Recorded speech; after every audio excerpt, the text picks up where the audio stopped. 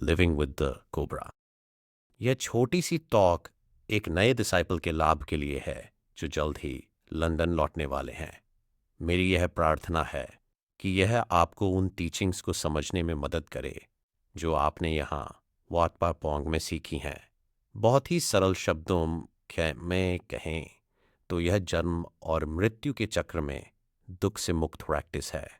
फ्राजाशुद्धंगपन में दुख से मुक्त होने की प्रैक्टिस है। इस प्रैक्टिस को करने के लिए यह याद रखें कि माइंड की सभी विभिन्न एक्टिविटीज़ को, चाहे वे आपको पसंद हों या नापसंद, बिल्कुल उसी तरह से देखें जैसे आप एक कोबरा को देखेंगे। कोबरा एक अत्यंत जहरीला सांप होता है, इतना जहरीला कि अगर वह हमें काट ले, अगर वह था तो मृत्यु हो सकती है। और बिल्कुल ऐसा ही हमारे मूड्स के साथ भी है। जो मूड्स हमें पसंद हैं वे भी जहरीले हैं, और जो मूड्स हमें नापसंद हैं वे भी जहरीले हैं। वे हमारे माइंड को स्वतंत्र होने से रोकते हैं और उस सत्य को समझने में बाधा डालते हैं, जैसा कि भगवान बुद्ध ने सिखाया था। इसलिए यह आवश्यक है कि हम दिन और रात अपनी जागरूकता बनाए रखने का प्रयास करें। आप जो कुछ भी कर रहे हों, चाहे खड़े हों, बैठे हों, लेटे हों, बोल रहे हों या कुछ और, आपको वह सब जागरूकता के साथ करना चाहिए। जब आप इस जागरूकता को स्थापित करने में सक्षम हो जाते हैं तो आप पाएंगे कि इसके साथ क्लियर कॉम्प्रहेंशन भी उत्पन्न होगा, और ये दोनों कंडीशंस मिलकर विजडम लाएंगी। इस प्रकार जागरूकता, क्लियर कॉम्प्रहेंशन और विजडम एक साथ काम करेंगे और आप उस व्यक्ति की तरह हो जाएंगे जो दिन और रात दोनों समय पूरी तरह से जागा हुआ है। Röpfap uppstappat där. She var den shotgunner beningi is spottai och till tajtra gädor। भगवान बुद्ध द्वारा हमें दी गई ये टीचिंग्स केवल सुनने के लिए नहीं है या केवल इंटेलेक्चुअल लेवल पर ग्रहण करने के लिए नहीं है। ये ऐसी टीचिंग्स हैं जिन्हें प्रैक्टिस के माध्यम से हमारे हृदय में उत्पन्न किया जा सकता है और जाना जा सकता है। जननी चप थी जा सकता थी एचर ओपा खिलारुन थी। हम जहां भी जाए, हम जो कुछ भी करें, हमारे पास ये टीचिंग्स होनी चाहिए। और इन टीचिंग्स का होना या सत्य का होना से हमारा तात्पर्य यह है कि हम जो कुछ भी करते हैं या कहते हैं वह हम विजडम के साथ करते और कहते हैं। जब हम सोचते हैं और कॉन्टेम्पलेट करते हैं तो हम ऐसा विजडम के साथ करते हैं। हम कहते हैं कि जिस व्यक्ति के पास जागरूकता और क्लियर कॉम्प्रहेंशन इस तरह से विजडम के साथ जुड़े हुए हैं, वह व्यक्ति भगवान बुद्ध के बहुत करीब है। जब आप यहाँ से जाए तो आपको सब कुछ अपने ही माइंड में वापस लाने की प्रैक्टिस करनी चाहिए। अपने माइंड को इस जागरूकता और क्लियर कॉम्प्रहेंशन के साथ देखें और इस विजडम को विकसित करें। इन 3 कंडीशंस के साथ एक प्रकार का छोड़ना उत्पन्न होगा। आप सभी फिनोमेना के निरंतर उत्पन्न होने और नष्ट होने को जान जाएंगे। अपरिचित था उत सब्जेशेंगे से एकांत जान जाएंगे। आपको यह जानना चाहिए कि जो कुछ उत्पन्न हो रहा है और नष्ट हो रहा है वह केवल माइंड की एक्टिविटी है। जब कोई चीज़ उत्पन्न होती है तो वह नष्ट हो जाती है और उसके बाद फिर से उत्पन्न होना और नष्ट होना चलता रहता है। धर्म के मार्ग में हम इस उत्पन्न होने और नष्ट होने को जन्म और मृत्यु कहते हैं, और यही सब कुछ है, बस इतना ही है। जब दुख उत्पन्न होता है तो वह नष्ट हो जाता है, और जब वह नष्ट हो जाता है तो दुख फिर से उत्पन्न होता है। बस दुख का उत्पन्न होना और नष्ट होना ही है। जब आप इतना देख लेते हैं तो आप इस उत्पन्न होने और नष्ट होने को निरंतर जान पाएंगे। और जब आपका जानना निरंतर हो जाएगा तो आप देखेंगे कि वास्तव में बस यही सब कुछ है। सब कुछ केवल जन्म और मृत्यु है।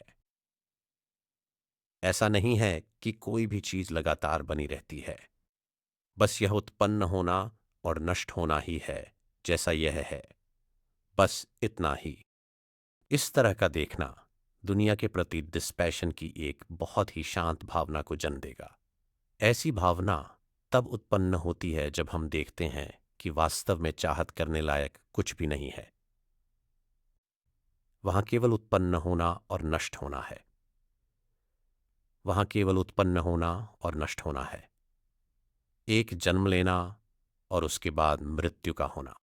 यही वह समय है जब माइंड पूरी तरह से छोड़ना की अवस्था में पहुंच जाता है और हर चीज को उसके अपने स्वभाव के अनुसार मुक्त कर देता है। हमारे माइंड में चीजें उत्पन्न होती हैं और नष्ट होती हैं, और हम यह जानते हैं। जब हैप्पीनेस उत्पन्न होती है हम जानते हैं, जब डिसैटिस्फैक्शन उत्पन्न होता है हम जानते हैं। और इस हैप्पीनेस को जानने का अर्थ यह है कि हम इसे अपना मानकर इसके साथ आइडेंटिफाई नहीं करते। और इसी तरह डिसैटिस्फैक्शन और अनहैप्पीनेस के साथ भी, डिसैटिस्फैक्शन हैप्पीनेस के साथ भी हम उन्हें अपना मानकर उनके साथ आइडेंटिफाई नहीं करते। जब हम हैप्पीनेस और दुख के साथ आइडेंटिफाई करना और उनसे चिपकना बंद कर देते हैं तो हमारे पास केवल चीजों का प्राकृतिक स्वभाव ही बचता है। इसलिए ही है। इसलिए हम कहते हैं कि मेंटल एक्टिविटी उस जानलेवा चहलेवा एक्टिविटी पुलिवा जहरीले कोब्रा की तरह है। यदि हम एक कोब्रा के साथ छेड़छाड़ नहीं करते हैं तो वह बस अपने रास्ते चला जाता है। भले ही वह अत्यंत जहरीला हो, हम उससे प्रभावित नहीं होते। हम उसके पास नहीं जाते या उसे पकड़ने की कोशिश नहीं करते और वह हमें नहीं काटता। कोब्रा वही करता है जो एक कोब्रा के लिए स्वाभाविक है। यही प्रकृति का नियम है। यदि आप समझदार हैं तो आप उसे अकेला छोड़ देंगे। Bara patadi, जुड़ा देखा तो आप यदि थोमीशिक पार्क का छोड़ती है। और इसलिए जो अच्छा है आप उसे वैसा ही रहने देते हैं, जो अच्छा नहीं है आप उसे भी वैसा ही रहने देते हैं। उसे उसके अपने स्वभाव के अनुसार रहने दें। अपनी पसंद और नापसंद को भी उसी तरह रहने दें। अपनी पसंद और नापसंद को भी उसी तरह रहने दें, बिल्कुल वैसे ही जैसे आप कोब्रा के साथ छेड़छाड़ नहीं करते। इसलिए जो व्यक्ति बुद्धिमान है उसका माइंड में उत्पन्न होने वाले विभिन्न मूड्स के प्रति यही एटीट्यूड होगा।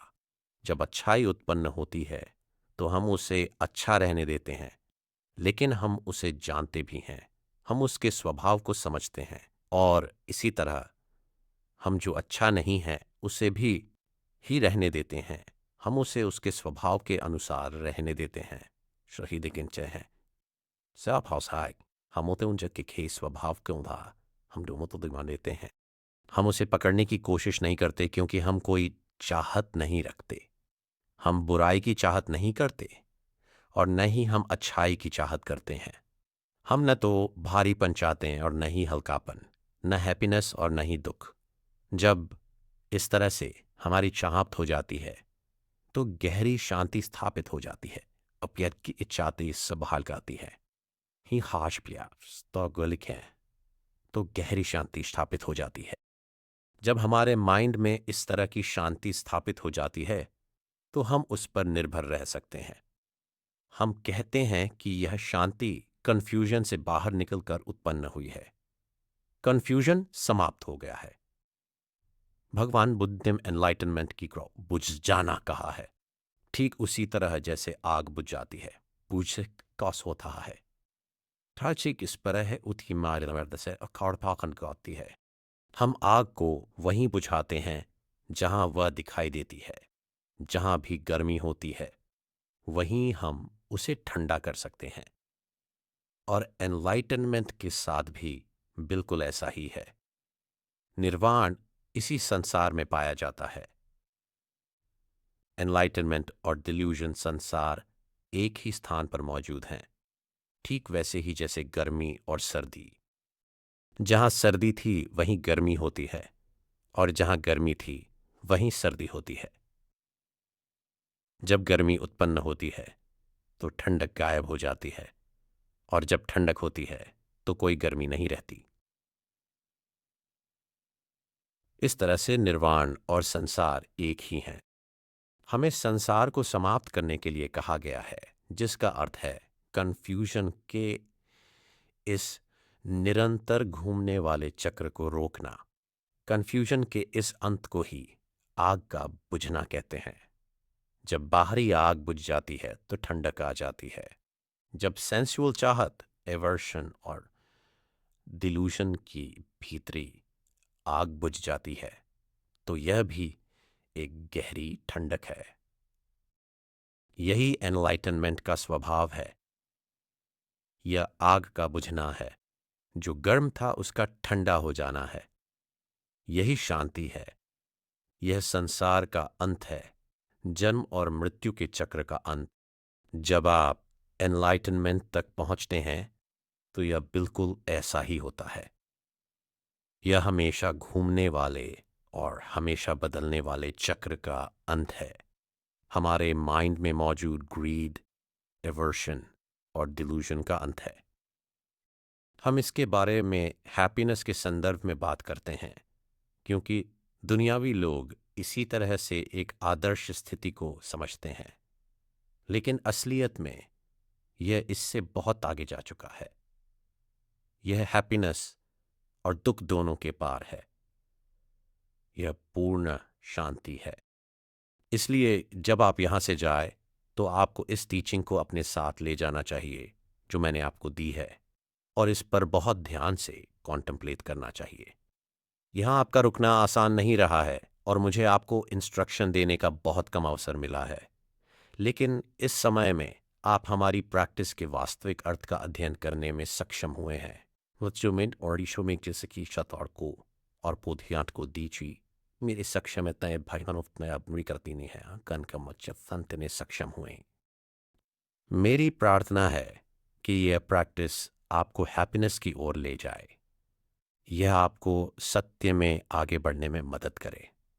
आप जन्म और मृत्यु के दुख से मुक्त हों